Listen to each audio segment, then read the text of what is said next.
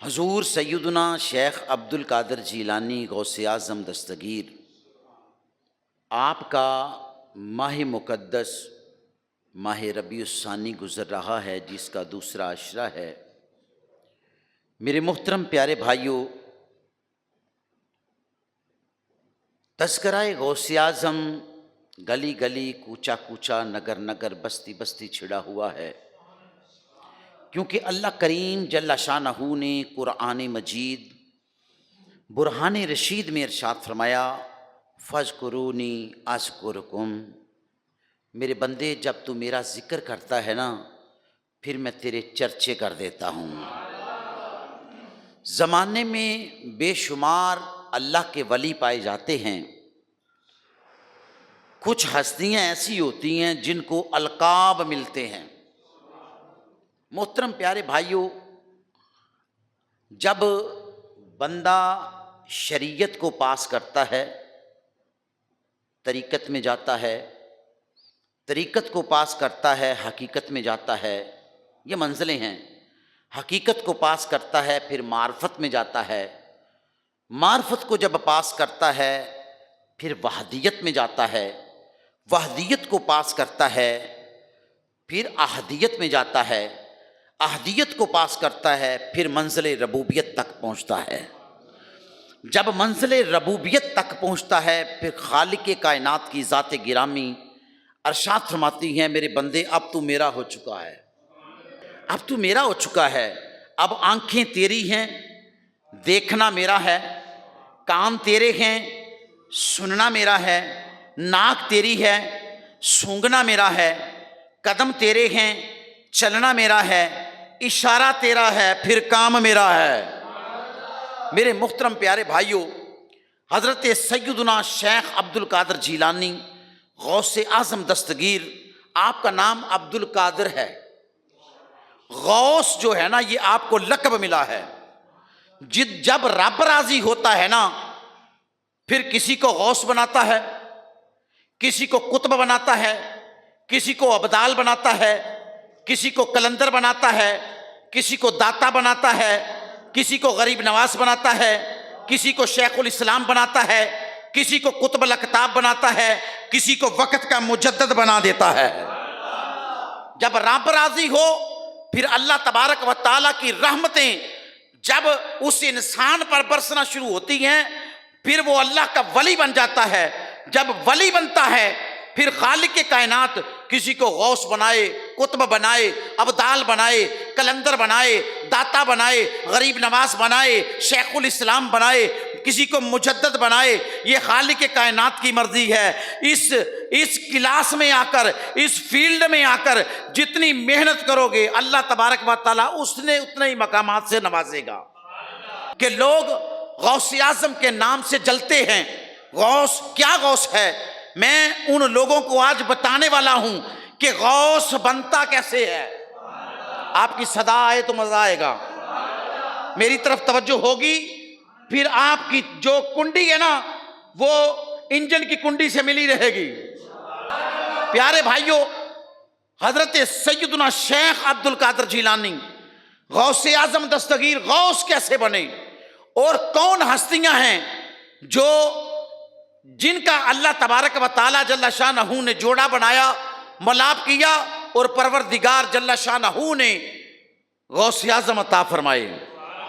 حضرت سیدنا شیخ عبد القادر جیلانی غوث اعظم دستگیر، آپ میرے محترم پیارے بھائیوں، آپ کے والد محترم حضرت ابو صالح فرماتے ہیں، میں نے روزہ رکھا ہوا تھا، توجہ ہے جی، ہاں، میں نے روزہ رکھا ہوا تھا، میں سفر کر رہا تھا، دریا کے الٹی سمت چل رہا تھا، شام کا وقت ہو گیا، غروب آفتاب کا وقت، اب افطاری کا وقت ہے۔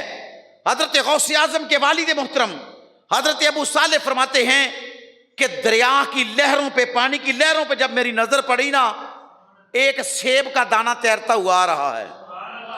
آپ فرماتے ہیں میرے پاس کچھ نہیں تھا افطاری کے لیے، سیب کا دانہ پانی کی لہروں پہ تیرتا ہوا آ رہا ہے۔ جب میں نے پانی کی لہروں پہ سیب کا دانہ تیرتا ہوا آتے دیکھا، میں نے پکڑا، افطاری کا عین ٹائم ہوا، روزہ افطار کر لیا، میں نے چٹائی کو بچھایا، نماز ادا کی۔ جب نماز ادا کی تو دل میں خیال آیا، اے بندہ خدا، سیب کا دانہ تو لے لیا، روزہ تو افطار کر لیا، اب تم نے تو اس بندے سے اجازت ہی نہیں لی، جس بندے کا یہ سیب ہے، جو اس کا مالک ہے، اس سے اجازت نہیں لی۔ اب آپ فرماتے ہیں میرے دل میں خیال آیا، وہ اللہ تبارک و تعالی جل شانہ کی بارگاہ میں کیے ہوئے سجدے کہیں رد نہ ہو جائیں، وہ عبادات، وہ سخاوتیں، وہ صدقات، وہ زکوٰۃ، وہ اللہ تبارک و تعالیٰ کا ذکر کرنا کہیں رد نہ ہو جائے، میں عمل کیا کروں؟ میرے محترم پیارے بھائیوں، حضرت ابو صالح فرماتے ہیں میں نے دریا کی الٹی جانب چلنا شروع کر دیا، پوری رات کا سفر کیا، راستے میں نماز فجر ادا کی، فجر کے بعد پھر سفر شروع کر دیا۔ جب سفر شروع کیا، دن چڑھانا، میری نظر پڑی ایک سیب کا باغ آ گیا، ایک سیب کا باغ، ایک درخت دریا کے کنارے لگا ہے، اس کی شاخیں پانی پر، دریا پر جھکی ہوئی ہیں، اور سیب لگے ہوئے ہیں، جو سیب کا دانہ میں نے کھایا تھا نا، اس کی مشابت اس دانے سے مل رہی ہے۔ میں باغ میں داخل ہو گیا، جب باغ میں داخل ہوا تو مجھے مالی ملا، میں نے پوچھا اس باغ کا مالک کون ہے؟ انہوں نے کہا آل نبی ہیں، اولاد علی ہیں، حضرت عبداللہ سومئی اس باغ کے مالک ہیں۔ تو آپ فرماتے ہیں کہ میں نے پوچھا ملنا چاہتا ہوں، ملاقات کرنی ہے۔ انہوں نے کہا جی آپ تشریف رکھیں، بس ابھی آنے والے ہیں۔ حضرت ابو صالح فرماتے ہیں میں رک گیا، میں ٹھہر گیا، بیٹھ گیا۔ کچھ دیر کے بعد میں نے کیا دیکھا، ایک بزرگ ہستی باغ میں داخل ہوئی، جن کے سر پہ سفید رنگ کی دستار ہے۔ حضرت ابو صالح فرماتے ہیں کہ میں نے کیا دیکھا، ایک بزرگ ہستی باغ میں داخل ہوئی جس کے سر پہ سفید رنگ کی پگ، دستار سفید، ریش سفید، زلفیں سفید، لباس سفید، چادر سفید، ہاں جی، فرمایا چہرہ ایسے چمکتا ہے جیسے 14ویں رات کا چاند چمکتا ہے۔ بزرگ چلتے چلتے چلتے میرے قریب آئے، میں اٹھ کے کھڑا ہو گیا، بزرگوں نے غور سے میری طرف دیکھا، میں نے سلام کیا، جواب ملا۔ مجھ سے پوچھتے ہیں کون ہے تو بھائی، کیسے آیا ہے؟ میں نے کہا جی میرا نام ہے ابو صالح۔ آپ کا تعارف؟ آپ نے فرمایا مجھے عبداللہ سومئی کہتے ہیں۔ کہا جی اس باغ کا مالک آپ ہیں؟ حضرت عبداللہ سومئی فرماتے ہیں حقیقت میں تو باغ کا مالک اللہ ہے، مگر اس دنیا میں مالک خالق کائنات نے مجھے بنا رکھا ہے۔ تو عرض کیا حضور میں نے روزہ رکھا ہوا تھا، دریا کے کنارے چل رہا تھا، سفر میرا جاری ہے، افطاری کے لیے کوئی سامان نہیں، عین وقت افطار آیا، پانی کی لہروں پر میری نظر پڑی تو ایک سیب کا دانہ تیرتا ہوا آ رہا تھا، میں نے پکڑ لیا، افطاری کر لی، نماز ادا کی، خالق کائنات کا حکم یاد آ گیا کہ ایسے زندگی بسر نہیں کرنی، مفتے میں ایسے زندگی بسر نہیں کرنی۔ سیب کا دانہ تو پکڑ لیا، کھا تو لیا، مگر دل میں خیال آیا کہیں کی ہوئی عبادتیں اللہ رد نہ کر دے، میں کیوں نہ ایسا عمل کروں کہ رب بھی راضی ہو جائے، اللہ کا رسول بھی راضی ہو جائے۔ حضور میں نے خیال کیا کہ میں نے سیب کے مالک کو ڈھونڈنا ہے، پوری رات کا سفر کیا، فلاں مقام پہ میں نے نماز فجر ادا کی، فجر کے بعد پھر سفر کیا، آخر کار یہ سیب کا باغ مل گیا، ایک درخت ملا جس کی شاخیں دریا پر جھکی ہیں، جو سیب کا دانہ میں نے کھایا تھا یہ پھل کے ساتھ وہ مشابت کر رہا ہے، دل مطمئن ہو گیا کہ سیب یہیں سے گیا ہے۔ دل مطمئن جب ہوا نا، میں باغ میں داخل ہوا، مالی ملا، مالی سے پوچھا، انہوں نے کہا جی مالک کا نام حضرت عبداللہ سومئی ہیں، آنے والے ہیں۔ تو میں بیٹھ گیا انتظار میں، آپ تشریف لے آئے۔ حضور میں سیب کا دانہ معاف کروانے کے لیے آیا ہوں۔ او یار ایسا تقویٰ، ایسی پرہیزگاری، میں عرض کرنے والا ہوں غوث کیسے بنتا ہے؟ ہاں جی، لوگوں کو کیا پتا ہو ہیں جی وہ شریعت پوری نہیں سیکھ سکے، شریعت پہ پوری پہ عمل نہیں کر سکے، یہ ربوبیت کی بات چھیڑ کے بیٹھ جائیں، ہیں جی ان کو کیا پتا ہو، ان کو کیا پتا ہو، کوئی علم نہیں۔ تو میرے محترم پیارے بھائیو، اب حضرت عبداللہ سومئی فرماتے ہیں میں نے سوچا یار ایک سیب کا دانہ رات بھر سفر بھی کیا اور مجھے بھی ڈھونڈ لیا اور باغ میں بھی پہنچ گیا، مشابت کا بھی بتا رہا ہے، سیب کا دانہ یہیں سے گیا ہے، تو یار یہ کیسا مخلص بندہ ہے، اگر ڈھونڈنے بازار میں نکلو تو ملتا نہیں، ایسا بندہ نہیں ملتا یار، کیسا کمال کا بندہ ہے یہ۔ آپ فرماتے ہیں اپنا شجرہ بتا بھائی کون ہے تو؟ اس نے کہا میں آل نبی ہوں، اولاد علی ہوں۔ آپ اپنا تعارف فرمائیں۔ حضرت عبداللہ سومئی فرماتے ہیں میں بھی آل نبی ہوں، اولاد علی ہوں۔ آنکھوں آنکھوں میں اشارے ہو گئے، آنکھوں آنکھوں میں اشارے ہو گئے، تم ہمارے ہم تمہارے ہو گئے۔ حضرت عبداللہ سومئی نے تعارف کروایا میں آل نبی اولاد علی ہوں، حضرت ابو صالح نے تعارف کروایا میں آل نبی اولاد علی ہوں۔ اب حضرت عبداللہ سومئی ایسا جوان ڈھونڈتے تھے کہ کوئی مجھے مل جائے، ان کے ہاں ایک بیٹی تھی کہ ایسا نوجوان ملے جو متقی ہو، پرہیزگار ہو، شریعت و طریقت کا خیال رکھنے والا ہو، ایسا جوان اگر مجھے مل جائے نا تو میں اپنی بیٹی کی شادی کر دوں۔ دل میں خیال آیا عبداللہ سومئی تیرے تو گھر تقوی والا بندہ آ گیا، تیرے تو گھر پرہیزگار انسان آ گیا، تجھے اور کیا چاہیے؟ حضرت عبداللہ سومئی فرماتے ہیں پھر سن لے، 12 سال باغ کی نوکری کرنی پڑے گی، مشکیزے پانی کے بھر کے سیب کے درختوں کی کیاریوں کو دینے پڑیں گے، باغ میں چھڑکاؤ کرنا پڑے گا، جھاڑو لگانا پڑے گا، پکا پھل توڑنا پڑے گا، اسے فروخت کرنا پڑے گا، 12 سال نوکری کرنا پڑے گی۔ 12 سال جب نوکری کر لے گا پھر دیکھوں گا سیب کا دانہ تجھے معاف کرنا ہے یا نہیں کرنا ہے۔ میرے محترم پیارے بھائیو، بس آپ نے دیکھنا ہے تقوی اور پرہیزگاری۔ کون بی بی ہے جو غوث اعظم کی ماں ہو؟ کون باپ ہے جو غوث اعظم کا باپ ہو؟ کون شخصیتیں ملیں تو اللہ تبارک و تعالیٰ غوث اعظم عطا فرماتا ہے؟ لوگوں کو مقام غوث کا کیا پتا ہو؟ میرے محترم پیارے بھائیو، اب قصہ مختصر، مشکیزہ پکڑ لیا، 12 سال تک کیاریوں کو پانی دیا، پانی کا چھڑکاؤ کیا، جھاڑو لگایا، پکا سیب توڑا، اسے فروخت کیا، باغ کی رکھوالی کی، آل نبی اولاد علی کے ہاتھ سے ایک ایک درخت کی کیاری کو پانی ڈلتا رہا۔ ہر آنے والا سال پھل پہلے سے زیادہ، ہر آنے والا سال پھل پہلے سے زیادہ، اور اتنا لگنا شروع ہو گیا پتے کم پھل زیادہ، ہیں جی رب نے کرم اتنا کر دیا۔ میرے محترم پیارے بھائیو، اب 12 سال پورے ہو گئے۔ جس دن 12 سال مکمل ہوئے، حضرت ابو صالح فرماتے ہیں میں صبح اٹھا، نماز فجر ادا کی، مشکیزہ پکڑا، ایک ایک درخت کی کیاری کو پانی دیا، پورے باغ میں پانی کا چھڑکاؤ کیا، پورے باغ میں جھاڑو لگایا، پکا پھل توڑ دیا، خریدنے والے آئے بیچ دیا۔ سب کچھ کرنے کے بعد میں نے غسل کیا، کپڑے تبدیل کیے، سر پہ دستار باندھی، خوشبو لگائی، میں تیار ہو گیا، تیار ہو کے سج دج کے بیٹھے ہیں۔ حضرت عبداللہ سومئی آ گیا، سے نظر پڑی نا ابو صالح پہ، ابو صالح خیر ہے آج بڑا سج کے بیٹھا ہے۔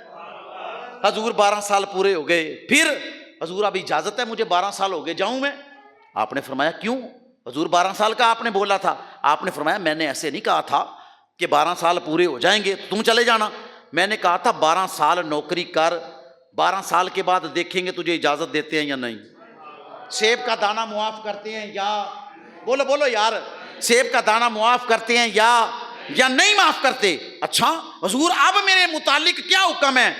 آپ نے فرمایا سن، سیب کا دانہ معاف کروانے کے لیے آیا؟ کہا حضور سیب کا دانہ معاف کروانے کے لیے آیا۔ آپ نے فرمایا سن، پھر میرے گھر ایک بیٹی ہے جو آنکھوں سے اندھی ہے، نابینی، آنکھوں سے اندھی، زبان سے گونگی، کانوں سے بہری، ہاتھوں سے لنجی، ٹانگوں سے لنگڑی، اس کے ساتھ نکاح پڑھ لے، شادی کر لے اس کے ساتھ۔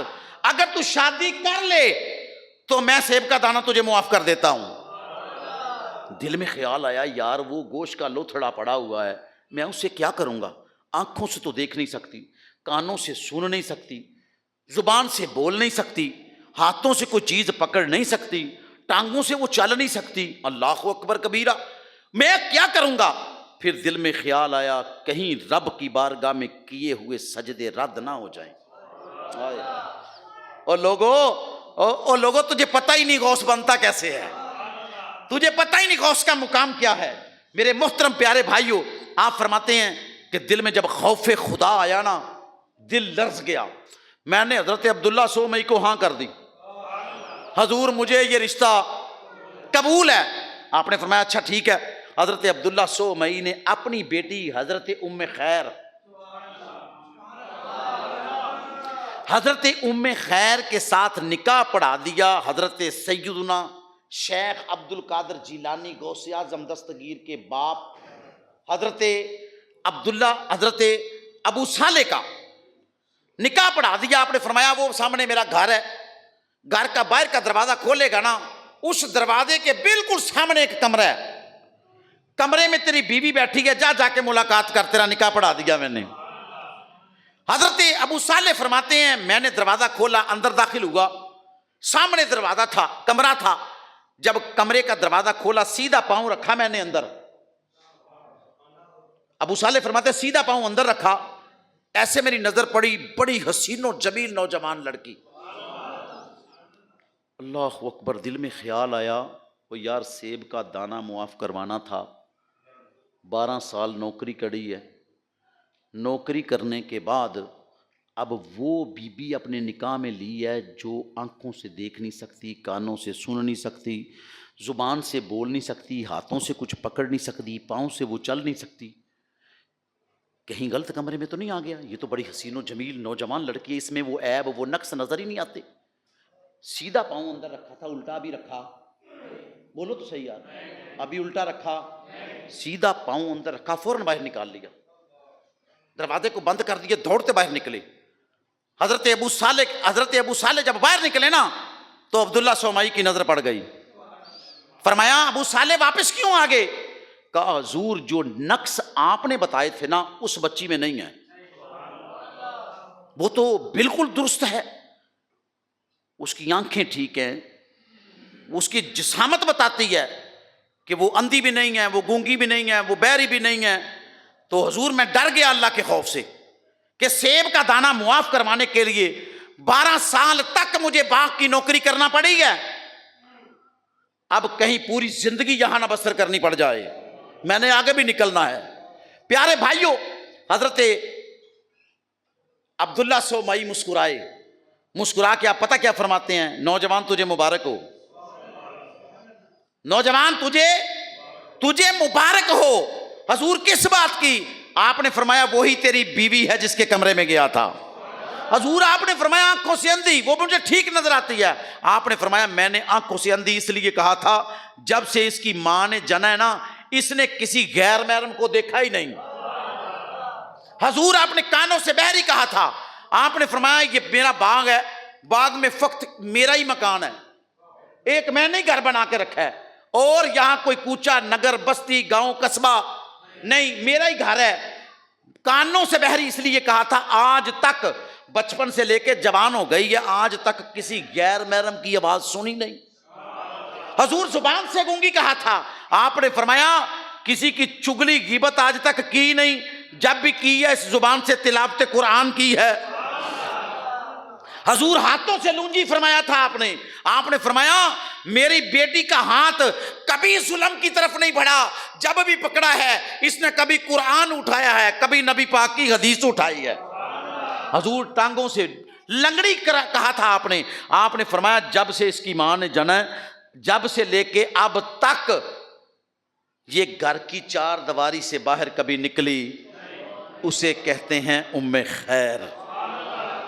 ماں ہو ام خیر, اتنی پرہیزگار, باپ ہو ابو صالح اتنا تقوی والا, پھر خالق کائنات جب اس جوڑے کو ملاتا ہے پھر اللہ تبارک و تعالی بغداد کے شہنشاہ حضرت غوث اعظم دستگیر عطا فرماتے ہیں۔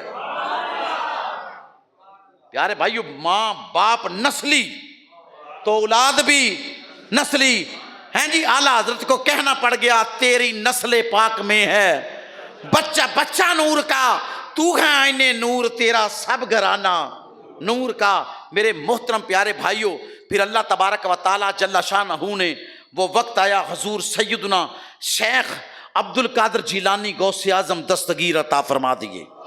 حضرت ام خیر فرماتی ہیں کہ بچے کی ولادت کا وقت تھا، میری جھونپڑی، میری کوٹھڑی، میرا کمرہ روشن و منور ہو گیا، نور کی لائٹیں آنے لگیں، میں چاروں جانب دیکھ رہی ہوں، یہ کیسے چمک رہا ہے؟ فرمایا دروازہ کھلا، دو ہستیاں اندر داخل ہوئیں،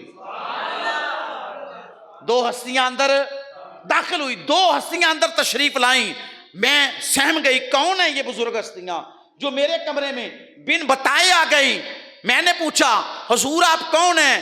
ایک ہستی بول کے کہتی ہیں میں تیرا نانا مصطفیٰ ہوں، دوسری کہتی ہیں میں تیرا دادا مرتضیٰ ہوں۔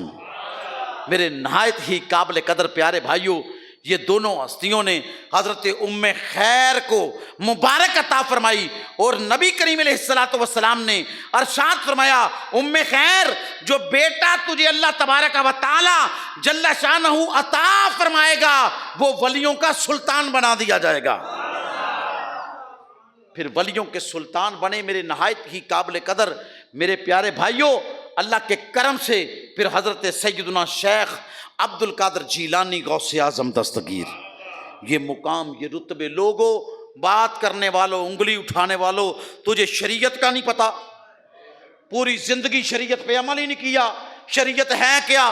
طریقت تو بعد کی بات ہے، حقیقت تو بعد کی بات ہے، باقی منزلیں تو بہت دور کی بات ہیں۔ ساری زندگی گوا دی، آج تک پابند شریعت نہ بن سکا، ہیں جی، پوری زندگی گوا دی، پابند شریعت نہ بن سکا، انگلیاں اٹھاتا ہے غوث اعظم پہ۔ تجھے کیا پتا ہو غوث کسے کہتے ہیں؟ آؤ میں بتاؤں، 6 سال حضرت شیخ عبد القادر جیلانی غوث اعظم دستگیر کی عمر مبارک ہے، بچوں کے ساتھ کھیل رہے ہیں۔ وہی بات ہے، میں نہایت ہی قابل قدر اگر توجہ سے سنو گے بڑا سرور آئے گا، کیوں کہ جب بھی تذکرہ چھڑتا ہے غوث اعظم کا ہو، داتا علی حجویری کا ہو، خواجہ غریب نواز کا ہو، یا اولیاء میں سے کسی ولی کا ہو، باتیں وہی ہوتی ہیں، انداز وہی ہوتے ہیں، یقین ماننے لگتا ہے ایسے ہے جیسے ابھی مالک نزول فرما رہا ہے۔ وہ لطف جو، وہ مزے جو ہیں، وہ عاشق جو ہوتے ہیں نا، ان کی دھنی اس طرف ہوتی ہے، ہیں جی، اس کی نظریں اس طرف ہوتی ہیں کہ کب غوث کی بات کی جائے۔ حضرت سیدنا شیخ عبد القادر جیلانی غوث اعظم دستگیر بچوں کے ساتھ کھیل رہے ہیں، کسی نے بتایا کہ فلاں تاریخ کو ایک قافلہ یہاں سے روانہ ہوگا جو بغداد جائے گا، ہیں جی، اس میں کثیر تعداد میں تاجر ہوں گے اور طلباء ہوں گے۔ تاجر تجارت کے لیے نکلیں گے، طلباء دارالعلوم بغداد کے لیے نکلیں گے، بغداد میں تعلیم حاصل کرنے کے لیے نکلیں گے۔ میرے محترم پیارے بھائیوں، جب حضرت سیدنا شیخ عبد القادر جیلانی غوث اعظم دستگیر کو پتہ چلا، آپ اپنے گھر تشریف لے آئے۔ ماں حضرت ام خیر سے عرض کیا، ماں فلاں تاریخ کو، فلاں دن، فلاں وقت ایک قافلہ یہاں سے روانہ ہوگا جو بغداد جائے گا، میں بھی جانا چاہتا ہوں۔ ماں نے پوچھا بیٹا کس لیے جانا چاہتے ہو؟ کہا میں دین کی تعلیم حاصل کرنے کے لیے، میں قرآن سیکھنے کے لیے، میں نبی کریم علیہ الصلوۃ والسلام کی غلامی میں اپنی زندگی بسر کرنے کے لیے، میں تعلیم اسلام کی لینے کے لیے جانا ہے۔ جب ماں نے سنا نا تو ماں خوش ہو گئی۔ سفر بڑا تھا میرے محترم پیارے بھائیوں، والدہ محترمہ نے فرماتی ہیں، آپ فرماتی ہیں تو تیاری کر لے، جب وہ وقت آئے گا تجھے بھیجا جائے گا۔ آپ نے ایک سوٹ بنایا، ایک ویسٹ کوٹ بنائی، تیار کر لیا، وہ گھڑیاں آ گئیں میرے پیارے بھائیوں۔ جب حضرت سیدنا شیخ عبد القادر جیلانی غوث اعظم دستگیر نے سفر فرمانا تھا، ہاں جی، وہ قافلہ تیار ہو گیا، وہ دن، وہ گھڑی، وہ وقت آ گیا۔ آپ کی والدہ محترمہ نے فرمایا عبد القادر غسل کرو، غسل کر لیا۔ جب غسل کر کے فارغ ہوئے، وضو بنایا، سر پہ دستار سجائی، لباس پہنا، اوپر سے ویسٹ کوٹ پہنا دی۔ ویسٹ کوٹ کو اندر سے بتایا بیٹا یہ ایک سلائی لگی ہوئی ہے، اس سلائی کے اندر 40 درہم ہیں۔ توجہ ہے جی؟ کتنے درہم؟ 40 درہم ہیں یا دینار ہیں، ٹھیک ہے نا جی، یہ اپنے پاس رکھ لینا، ضرورت پڑے گی سلائی کو ادھیڑنا نکال کے استعمال کر لینا۔ والدہ محترمہ کا حکم جاتے ہوئے فرمایا بیٹا زندگی میں جھوٹ بولو تو صحیح ہے، زندگی میں جھوٹ نہیں بولنا۔ ماں کی وصیت تھی، سید زادوں کا گھر تھا، آل رسول کا گھر، میرے پیارے بھائیوں، ماں کی وصیت، مقام پہ پہنچ کے قافلہ اپنی منزل کی جانب چل پڑا۔ سفر کرتے کرتے کرتے جب شام پڑ گئی، ایک مقام پہ پڑاؤ ڈال دیا، خیمے لگ رہے ہیں، کھانے پینے کے انتظام ہو رہے ہیں، سب کچھ ہو رہا ہے، ڈاکوؤں نے حملہ کر دیا، لٹیروں نے حملہ کر دیا، قافلہ لوٹنے لگے، لا لا کر مال اپنے سردار کے قدموں میں رکھنے لگے۔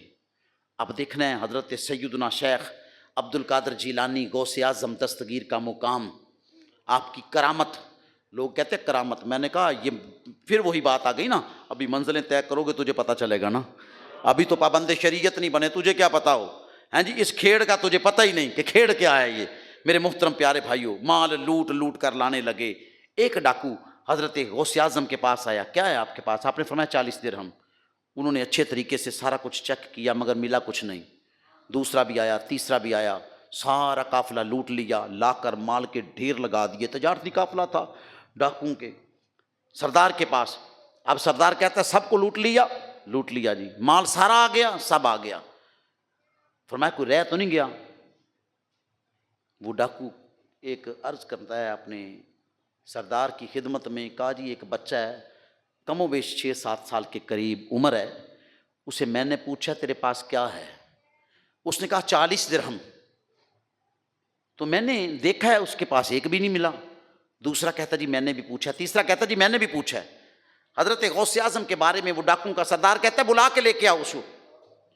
سیدنا عبد القادر جیلانی کو جب لے کے آئے نا، وہ سامنے کھڑے ہیں، عمر دیکھیں اور توجہ کریں پیارے بھائیوں، سامنے کھڑے ہیں۔ ڈاکوؤں کا سردار کہتا ہے بیٹا کیا ہے تیرے پاس؟ آپ نے فرمایا 40 درہم ہے۔ اس نے اچھے طریقے سے چیک کیا، فرمایا جھوٹ بولتے ہو، تیرے پاس تو 1 درہم بھی نہیں۔ فرمایا میری ماں کا حکم ہے جھوٹ نہیں بولنا، میری ماں کا حکم ہے جھوٹ نہیں بولنا۔ گھر سے نکلتے ہوئے ماں نے وصیت کی تھی، مجھے جھوٹ بولنے کی کیا ضرورت ہے؟ کہا پھر تیرے پاس تو کچھ بھی نہیں ہے۔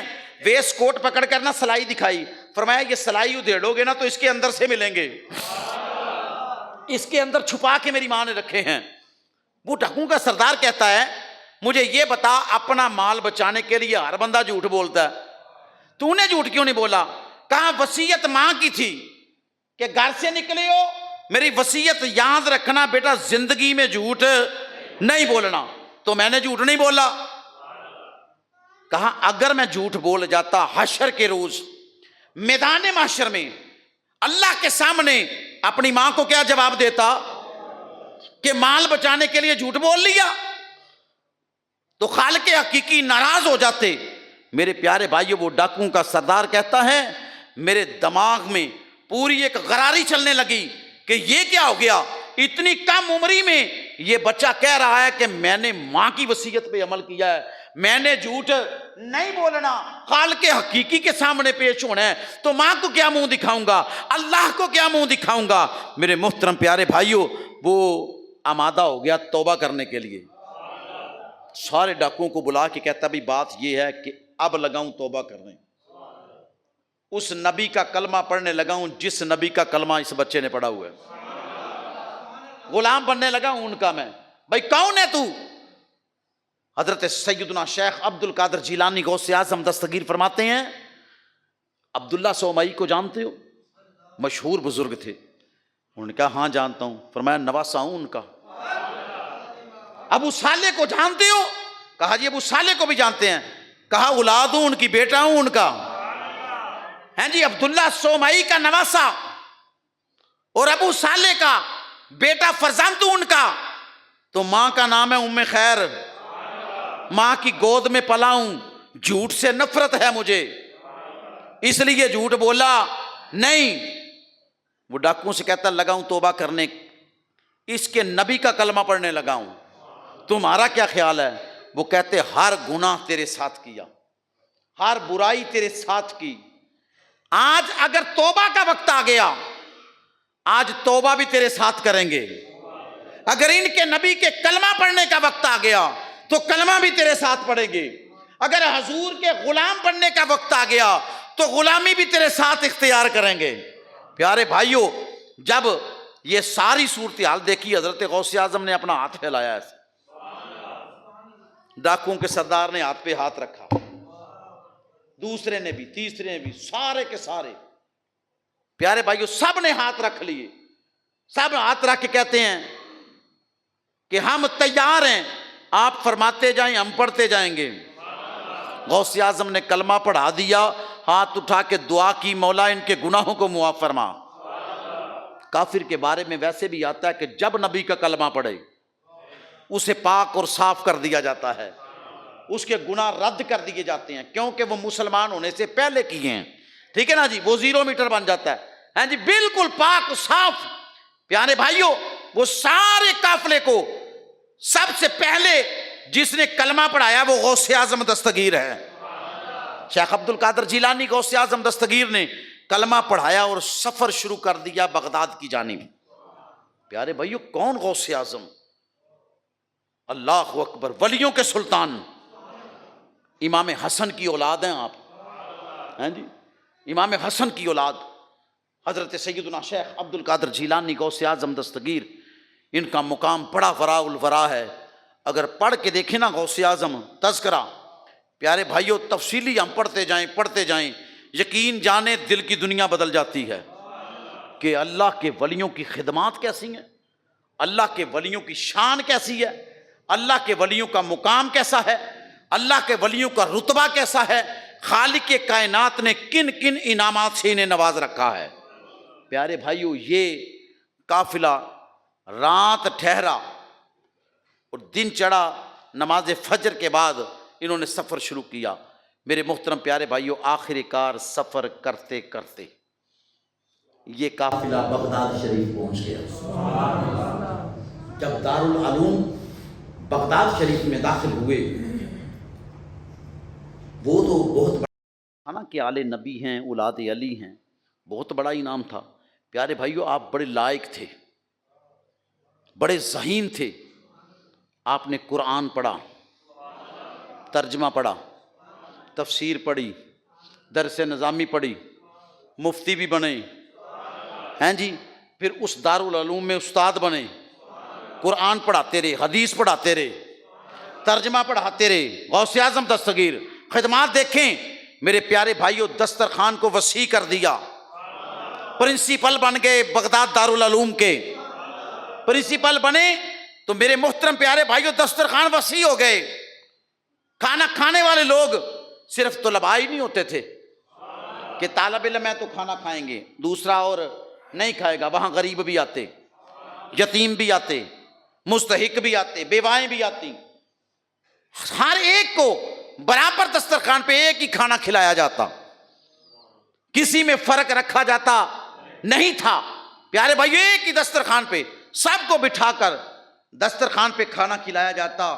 در غوث اعظم کا فیضان یہ ہے، جو در غوث اعظم پہ آتا ہے اور اپنے دل کی دنیا بدلنے کی کوشش کرتا ہے، پھر اللہ تبارک و تعالیٰ اسے ولیوں میں شمار فرما دیتا ہے۔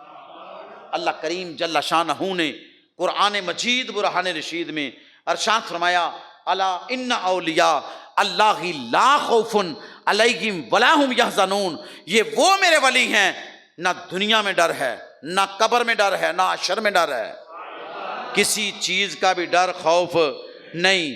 اللہ تبارک و تعالیٰ نے اپنے راز کھول دیے ان پر۔ جب بندہ فنا فی وجود، فنا فی شیخ، فنا فی رسول، فنا فی اللہ کے مقام پر جاتا ہے، بقا آ جاتی ہے میرے پیارے بھائیوں، فنا ختم ہو جاتی ہے۔ جب بقا آتی ہے پھر اس در اقدس سے انعامات ملتے ہیں۔ کسی کو شیخ فرید الدین بناتا ہے، کسی کو غوث اعظم دستگیر بناتا ہے، کسی کو داتا علی حجویری بنا دیتا ہے، ان شانوں سے نوازتا ہے۔ میرے نہایت ہی قابل قدر پیارے بھائیوں، اللہ سے دعا ہے پاک پروردگار حضور نبی مکرم شفیع معظم صلی اللہ علیہ وسلم کے طفیل ہم سب کی اس حاضری کو اپنی بارگاہ میں قبول و منظور فرمائے، آمین بجاہ النبی الامین وما علینا الا البلاغ المبین۔